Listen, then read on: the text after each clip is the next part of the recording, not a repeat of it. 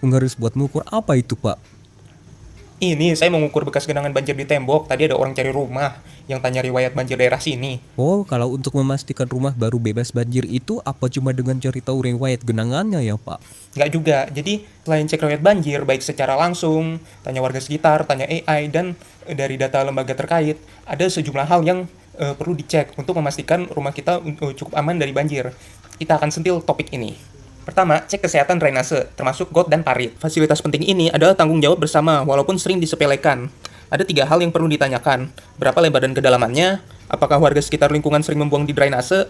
Dan apakah RT, RW, dan pejabat daerah sekitar memiliki agenda pemeliharaan drainase berkala? Drainase bermasalah umumnya tersumbat, berbau menyengat, dan banyak bercampur limbah. Pejabatnya perlu masuk ke gorong-gorong nggak, Pak?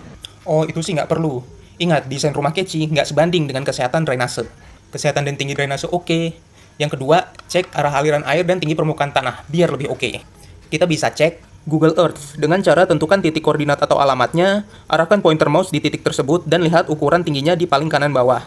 Tinggi atau rendah permukaan tanah atau kontur menjadi penentu arah air mengalir. Apakah air mengalir dari sekitar daerah rumahmu, melewati rumahmu, atau malah terkumpul di sekitar rumahmu? Ingat, air itu nggak cari rumah yang bagus, tapi dia mengalir ke tempat yang paling rendah. Jika harus memilih rumah di kontur tanah yang rendah, pastikan sistem maupun area resapannya memadai. Jauhi area yang sekitarnya terlihat pembangunan ugal-ugalan, tanpa memastikan keberadaan resapan. Jadi perhatikan sedikit urban planningnya juga ya. Nah, sebenarnya berapa tinggi minimal permukaan tanah yang dipastikan aman dari banjir? Ya, sebenarnya nggak ada patokan pastinya juga sih. Tapi nggak cuma kontur yang memastikan posisi cukup tinggi untuk aman dari banjir. Ketiga, tinggi lantai dan elevasi. Nah, di sini patokannya. Disarankan lantai halaman rumah atau area perumahan berada lebih tinggi 50-100 cm dari badan jalan utama atau jalan besar, terdekat dari drainase, dan dari riwayat genangan terakhir. Tapi kalau lebih tinggi 50-100 cm dari riwayat genangan terakhir, untuk daerah yang langganan banjir itu susah ya? Ya, untuk lokasi tertentu, minimal lebih tinggi dari genangannya lah ya. Oh iya, penting juga. Hindari lokasi rumah di jalan yang sering diaspal ulang dengan kontur tanah yang rendah, karena efeknya berkebalikan. Dan kamu justru mengundang air untuk masuk rumahmu. Oke, jadi kamu udah cek riwayat, drainase, dan tinggi semua aman.